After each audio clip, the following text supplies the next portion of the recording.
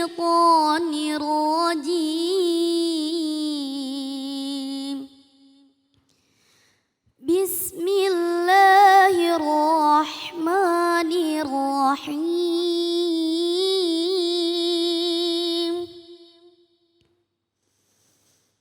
اقرأ باسم ربك الذي خلق خلق الإنسان من علق اقرأ وربك الأكرم الذي علم بالقلم علم الإنسان ما لم يعلم Sadaqallahul azim. Sadaqallahul azim. Allah memerintahkan kita untuk membaca. Artinya Allah memerintahkan kita untuk belajar, ya, melalui baca ada sebuah simbolik bagi kita untuk belajar. Nah, untuk mengkaji ayat ini supaya kita bisa tidak gagal dalam memahami ayat-ayat Al-Qur'an, mari sama-sama kita simak kajiannya sama guru kita Ustadz Hasan Kosasi. Assalamualaikum warahmatullahi wabarakatuh. Silakan Ustadz. Assalamualaikum warahmatullahi wabarakatuh. Bismillahirrahmanirrahim. Walhamdulillah wassalatu wassalamu ala Rasulillah sayyidina wa habibina wa syafi'ina wa qurrati a'yunina wa maulana Muhammad ibni Abdillah la hawla wa la quwata illa billah amma ba'du. Yang sama-sama kita hormati para alim, para ulama, para habaib, para masyayikh, para guru. Mudah-mudahan guru-guru kita semua panjang umur, sehat walafiat. Mas David, host yang luar biasa, selalu menemani kita di setiap acara Cahaya Hati Indonesia Ainus TV. Jamaah, Bapak Ibu, dan juga para pemirsa Cahaya Hati yang selalu dinanti, mudah-mudahan kita semua bisa mendapatkan ilmu yang Allah berikan untuk kita amalkan dan menjadi jalan mendapatkan ridho dan rahmat dari Allah Subhanahu wa taala. Amin. Amin ya Allah ya rabbal alamin. Amin ya rabbal alamin. Hari ini kita akan membahas tentang pembelajaran dan juga pendidikan. Yang mana belakangan ini banyak penurunan pendidikan dari generasi-generasi kita. Allah Subhanahu wa taala telah memberikan kita pelajaran melalui baginda Nabi besar Muhammad sallallahu alaihi wasallam di dalam sebuah surat dan juga ayat, yaitu surat Al-Alaq. Kita banyak diberikan pendidikan oleh Allah Subhanahu wa taala seperti apa hendaknya manusia untuk menjalani di dalam hidupnya tentang ibadah yang Allah ajarkan dan Rasulullah ajarkan. Di sini kita sudah persiapkan tafsir Ibnu Katsir akan mengatakan dan membahas tentang surat Al-Alaq ayat 1 sampai 5.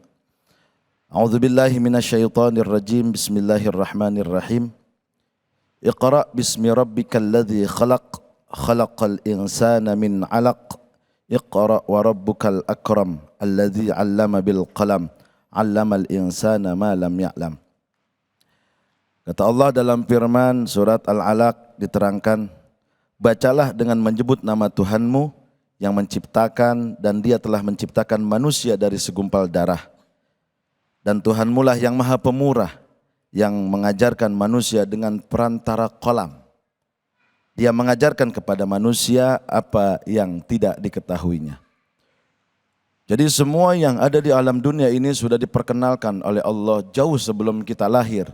Kepada siapa? Kepada Nabiullah Adam alaihi salam. Wa 'allama Adam al-asma'a kullaha. Nabi Adam telah diajarkan oleh Allah untuk penciptaan alam semesta. Artinya, di dalam pemberian ilmu, di dalam transfer ilmu, kita perlu yang namanya guru.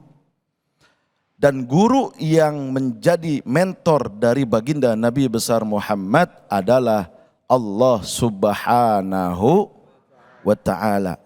Seperti yang dijelaskan di tafsir ini, kalau Imam Ahmad bin Hanbal menyatakan, awwalu ma budi'a bihi Rasulullah minal wahyi ar-ru'ya as-sadaqata fin naum. Awal daripada wahyu yang diturunkan oleh Allah kepada baginda Nabi besar Muhammad adalah mimpi yang luar biasa. Untuk apa?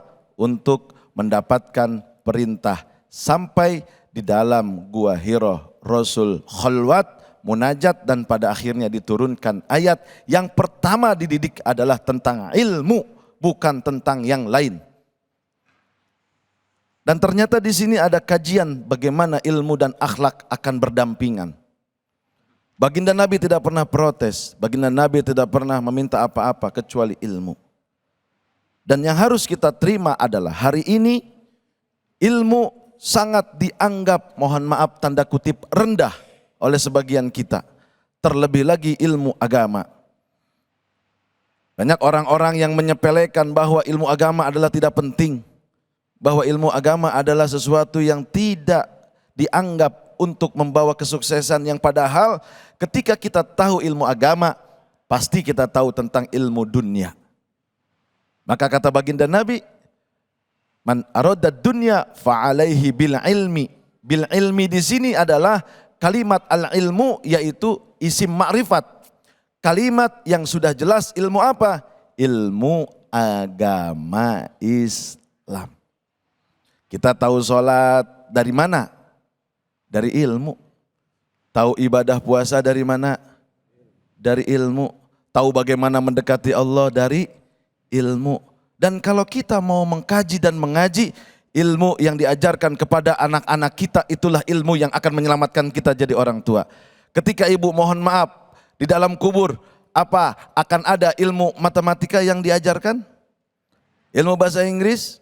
Mungkin anak ibu bisa bahasa Inggris lalu berdoa dengan wes bablas angine. Enggak, tapi yang dibaca apa? Rabbighfirli wali walidayya warhamhuma kama rabbayani. Itu yang akan menyelamatkan kita, Pak. Bukan rumus ini, rumus itu. Bukan kalimat ini, kalimat itu, tapi kalimat agama. Dan orang-orang yang dididik oleh guru hendaknya dia memiliki akhlakul karimah, memuliakan ilmu, sebab manusia sekalipun pintar tapi dia tidak benar maka tidak akan menjadi apa-apa. Seorang guru besar Republik Indonesia, Bapak Profesor Dr. B.J. Habibie, menjadi orang hebat bukan karena dia pintar, bukan karena dia cerdas, tapi karena dia takzim dan hormat kepada gurunya, dan beliau adalah orang yang sangat dekat dengan Tuhannya. Habibie itu enggak pernah yang namanya jauh dari Allah. Emang kita baru punya mobil satu aja, wow, tahajud lewat, subuh kesiangan. Asar di perjalanan, zuhur kerepotan, maghrib kecapean, isya tiduran. Itulah ibu. Insya Allah tidak. Maka hari ini kita belajar, ada hari ini kita diingatkan oleh ayat ini. Pertama yang harus kita kenal adalah bismi rabbik. Dengan nama Tuhanmu, la ilaha Illallah. Kenapa kita harus bertauhid? Karena kita adalah ciptaan Allah Subhanahu wa taala. Wa ma khalaqtul jinna wal insa illa. Maka kalau kita tahu bahwa kita harus dekat dengan Allah, kita harus paham yang mengajarkan kita. Anak-anak kita diajarkan oleh guru-gurunya. Jangan sampai anak kita tidak pernah punya akhlak, tidak pernah punya adab. Benar nggak Mas David? Betul, Kiai. Betul. Di sini diterangkan oleh seorang ulama, Sadiduddin Asy-Syairazi, mengatakan, orang-orang yang pengen punya anak pintar dan benar, maka dia harus menghormati guru anaknya. Ya. Qala masyayikhuna, seorang ulama yang bernama Syekh Imam Sadiduddin Asy-Syairazi dalam kitab Ta'lim Muta'alim mengatakan, man arada ayyakuna ibnuhu aliman yambaghi ayyura'iyal ghuraba'a minal fuqaha. Siapa orang tua yang pengen anaknya dia alim, dia pintar, dia benar, sukses dengan ilmunya sampai mencapai tingkat kehebatan secara ekonomi, secara kemandirian dan hartanya banyak. Satu yang harus diperbuat oleh orang tuanya adalah hendaknya dia memelihara dengan apa? Wa yukrimuhum wa yut'imuhum wa yuti'uhum syai'a. Kalau kita pengen punya anak sukses, pengen punya anak hebat, anak kita dididik sampai menjadi orang yang luar biasa, sampai hartanya banyak, karena ilmu yang dia dapat dari guru, orang tuanya harus memberikan penghormatan kepada guru anaknya. Memberikan sesuatu yang mengenyangkan guru anaknya. Sesuatu yang bermanfaat untuk guru anaknya. Wa illam yakun ibnuhu aliman. Kalau anaknya ternyata nggak bisa jadi orang hebat, yakunu hafiduhu aliman. Nanti cucu ibu yang akan hebat. Betul nggak? Betul. Nah, jadi hari ini kita harus tahu bahwa kenapa pendidikan kita hari ini merosot, turun, terdegradasi. Karena kita menyayangi anak sehingga berlebihan dan pada akhirnya anak ketika sedikit saja dihukum oleh guru, pada akhirnya anak-anak kita dibela. Padahal itu sangat menjerumuskan. Tadi Ustaz Saiful sudah bilang, ibu sayang sama anak, lagi tidur nggak mau dibangunin. Karena kasihan.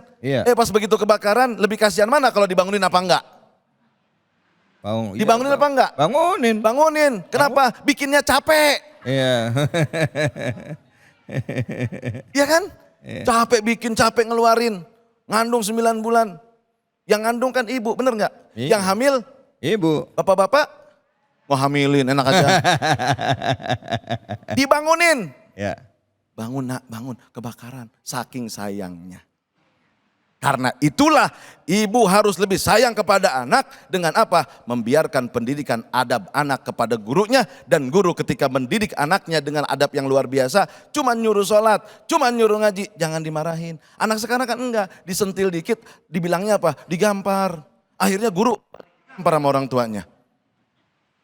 Merosot moral, karena apa? Merosotnya pendidikan kepada anak-anak kita. Maka jadilah orang tua yang bijaksana untuk menyayangi guru anak-anaknya. Betul. Saya tahu Mas David udah melotot aja. Enggak, saya nanya. Jadi kalau anak lagi tidur di bangunan gitu ya? Dibangunin. Kalau di bangunan belum jadi. Tapi kalau anak tidur. Apalagi kalau sholat subuh. Iya, saya ingat harus. banget ibu saya itu kalau misalnya sholat subuh ya, itu anak itu wajib bangun Bu, Pak. Itu pas azan itu wajib bangun. Jadi kadang-kala waktu kecil kita nggak ngerti ya, lagi enak-enak tidur di bangunan. Ngeselin banget nih orang tua. Lah iya makanya, pas sekarang jadi kebiasaan. Nah itulah yang saya alami juga. Bapak saya tuh dulu keras. Bapak saya dulu tuh galak, ngebangunin tuh kalau ini nyiram. Bener. Disiram? Disiram. Ya ampun. Karena apa? Saking sayang sama anak. Hati anak gedek Bu. Iya benar. Ini gua anak tiri apa anak kandung sih. Tapi hasilnya saya rasakan setelah dewasa. Tahajud bangun subuh, jadi minta Allah kepada harta, kepada jabatan. Dan sampai hari ini alhamdulillah manfaat pendidikan orang tua. Orang tua kalau ngedidik anak tuh jangan sampai lemah. Dulu saya tanya tuh, bapak saya ada? Oh ada bapak saya no. Ada ya? Oh, ada di sini, itu yang baju putih. Assalamualum Pak. Iya, bapak saya dihukum, kaki saya dipukul. Waktu di Pondok Asidikiyah karena nggak tahajud. Kenapa kaki lu? Sakit. Siapa yang mukul? Guru. Kenapa dipukul? Enggak tahajud. Lu juga sih yang salah. Ditambahin. Bentar aku tanya dulu. Ada bapaknya? Ada no, bapak saya no. Sini Pak. Ada bapaknya. Pak bener Pak. Sini Pak. Bentar Pak. Sini, bapak Pak, saya Pak. ini. Izin ya Pak ya. Sini Pak di depan Pak sama anaknya nih kan. Jangan dipanggil dong. Kartunya kebongkar ntar. Setelah sekian lama di acara tali kasih bisa ketemu juga hari ini. Silakan Pak, izin Pak. Duduk di sini sama anaknya. Nah, Salim Muhammad. Boleh dikasih mic-nya ke bapaknya, Ustadz ya. Pak benar Pak, ngedidik sama Ustadz Hasan nih kecilnya begitu? Iya betul. Betul. Waktu kecil gimana Ustadz Hasan nih? Di Asidikiyah memang pernah sakit ya. Saya bilang lebih baik kami akan mati di pondok, surga semua. Allah. Daripada di rumah. Kita belum tentu. Iya. Ketika kakinya bengkak, bilang udah mendingan mati kita sama-sama di pondok pesantren. Ya Allah. Kamu pasti masuk surga. Ya Allah. Kalau nggak tahajud saya pukul Pak. Kalau nggak tahajud pukul Pak? Pukulnya di mana Pak? Pukulnya di mananya? Sebatas ke bawah. Oh iya. Emang anaknya ini dari kecil udah baik begini apa gimana ini ha? Maaf ini nanya doang ini. Gimana? Saya memang karomah ulama besar Banten. Buya Dimyati, saya bawa beliau berapa kali karena saya ingin anak saya menjadi penerus alim ulama. Karena ibunya orang Pandeglang. Dan didoain. Ibunya orang Pandeglang. Dan itu didoain sama orang tua, sama bapak doain terus. Bukan diludahin dia. Allah. Akhirnya jadi ya ulama ya. Alhamdulillah. Seneng nggak Pak ngelihat anak kayak begini? Alhamdulillah sekarang, seneng. Pak? Hah? Seneng. Alhamdulillah. Jadi waktu kecil kalau ada gurunya marahin anak, Bapak marah nggak sama guru? Saya enggak marah sama dia. Malah marah Karena sama tidak dia? mungkin dimarahin kalau dia baik. Oh. Itu pemikiran saya. Dan anak saya 55 pesantren. Iya. Alhamdulillah karena di akhirat kan lebih berat. Iya betul. Untuk dihisabnya. Allahu Akbar. Ya. Allahu Akbar. Allahu Akbar. Sallu ala Nabi Muhammad. Allahumma sholli ala Oh, baik. Terima kasih banyak ya, Pak ya. Makasih banyak Bapak, boleh kembali lagi tempat duduk. Allah, terima kasih Pak Salim Muhammad. Ya Iya kan, Allah. saya nggak bener, ngarang. bener. Saya tuh kalau nggak tahajud dipukul, bukan di alam. Iya, iya. Kasihan anak gua nggak tidur, biarin aja. Bangun lu, mau jadi apa udah gede, begitu. Dan alhamdulillah Bapak bisa ngerasain tadi bukan apa-apa ngelihat orang tua ngedidik anak. Ustadz juga mata sampai berkaca-kaca. Iya. Ayahnya juga ikut berkaca-kaca. Sampai Mungkin bilang juga, apa? Kalau sakit mendingan mati di pondok daripada pulang. Nih bapak saya, Allah. benar. Dan ini hasilnya Bu, Ustadz Hasan Kosasi. Allahu Akbar, takbir, Allahu Akbar. Allah. Allahumma sholli wa Jadi barik itu alaih. kalau anak, ibu sayang, bapak sayang anak, didik anak dengan cara apa? Dengan cara yang tegas, bukan dengan cara yang lembut. Iya. Biar apa? Anak menjadi tempa dengan pendidikan agama dan insya Allah bermanfaat. Amin. Silakan Ibu, ada yang mau bertanya? Silakan. Ibu ada yang nanya? Bapak mungkin. Oh, Bapak mau nanya, silakan Pak. Baik. Assalamualaikum warahmatullahi wabarakatuh. Waalaikumsalam warahmatullahi wabarakatuh. Mohon izin Ustadz mau bertanya, Siapa? bagaimana caranya mendidik